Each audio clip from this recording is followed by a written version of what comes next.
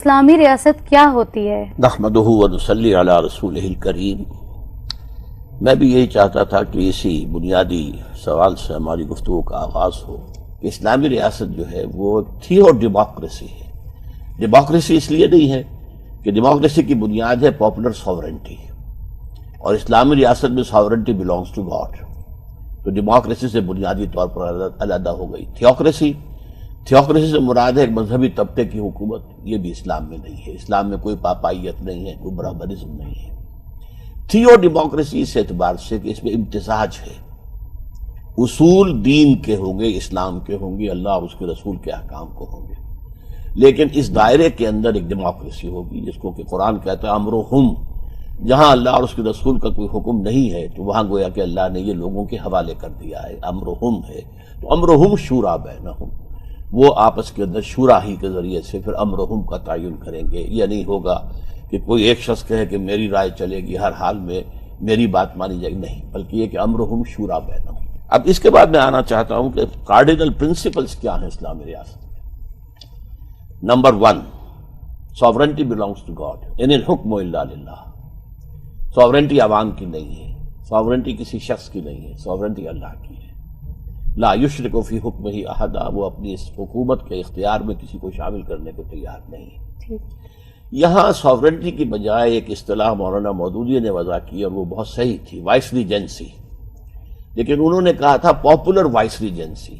Popular sovereignty کے مقابلے میں پاپولر وائس ریجنسی، مجھے اس سے اختلاف ہے۔ دوسرے یہ کہ اس میں کوئی لیجسلیشن یہ طے ہوگا، کوئی لیجسلیشن قرآن اور سنت کے منافی نہیں ہو سکتی۔ یہ ہر لیول پر، اگر مرکزی حکومت ہے یا صوبائی حکومتیں ہیں یا آپ نیچے ڈسٹرکٹ لیول پر چلے آئے ہیں یا کاؤنٹی لیول پر جائیں، کسی لیول پر no legislation can be done repugnant to the Quran and the Sunnah. اچھا، یہ دونوں باتیں پاکستان میں اچیو ہو چکی ہیں تھیوریٹیکلی۔ تیسرے یہ کہ اب یہ سوال کہ کوئی شے کتاب و سنت کے منافی ہے یا نہیں ہے، who will do it؟ کیا علماء کا بورڈ بنے گا؟ ہمارے یہاں شروع میں ایک علماء بورڈ بنایا گیا تھا، پھر سوال پیدا ہوا کہ اگر ان کی بات بائنڈنگ ہو گئی تو پھر تو اس کا مطلب تھیوکریسی بن گئی، جیسے کہ اس وقت جو ہے ایران کے اندر ہے۔ پھر یہ کاؤنسل آف اسلامک آئیڈیالوجی بنائی گئی، اس کی بھی حیثیت کوئی بھی نہیں ہے سوائے سفارش کے، وہ کرتی رہے، اور اس کی سفارشوں کے انبار لگ کر رہ گئے ہیں، وزارت مالیات ہو، وزارت قانون ہو، اس کے اندر، لیکن ان پہ عمل کسی پر نہیں ہوا۔ تو اس کے لیے شکل یہ ہے کہ جدید ریاست کے مطابق یہ جوڈیشری کے حوالے ہونا چاہیے۔ دستور میں یہ ہے کہ no legislation can be done repugnant to the Quran and the Sunnah, اور دستور کی جو ہے کسٹوڈین وہ ہائر جوڈیشری ہے، وہاں جا کر کوئی بھی شخص جو ہے وہ مقرر نہ کرے گی، لیکن ہر شہری کو حق حاصل ہوگا کہ وہ he can knock the door of the court، ہاں کہ جناب یہ پورا قانون یا اس کا یہ حصہ شریعت کے خلاف ہے، and let me prove my point۔ پھر وہاں پر جورس کونسلز آ سکتے ہیں، وہاں پر جو ہے علماء آ سکتے ہیں، دانشور آ سکتے ہیں، بحثیں ہو سکتی ہیں، گفتگویں ہو سکتی ہیں، تو یہ ساری چیزیں، لیکن طے پھر فیصلہ اس کا بائنڈنگ ہوگا۔ ٹھیک۔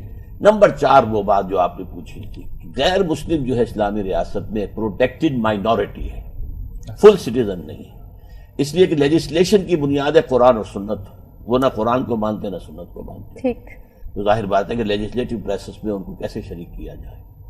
اسی طریقے سے اسلامی ریاست کی جو ٹاپ پالیسی ہوگی وہ یہ ہوگی کہ یہ ریاست ایکسپینڈ کرے اور پوری دنیا میں اسلامی ریاست قائم ہو۔ کوئی غیر مسلم جو ہے وہ اس پالیسی کو سبسکرائب کر ہی نہیں سکتا، لہٰذا انہیں ہم دیں گے ایک پروٹیکٹڈ مائنورٹی کی حیثیت۔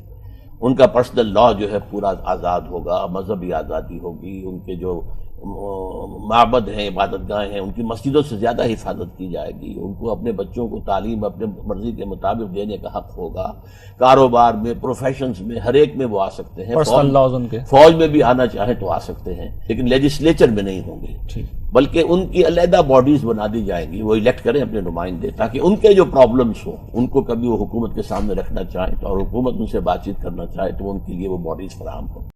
اگر آپ کو ڈاکٹر اسرار صاحب کی بیانات اچھے لگتے ہیں تو چینل کو سبسکرائب کریں۔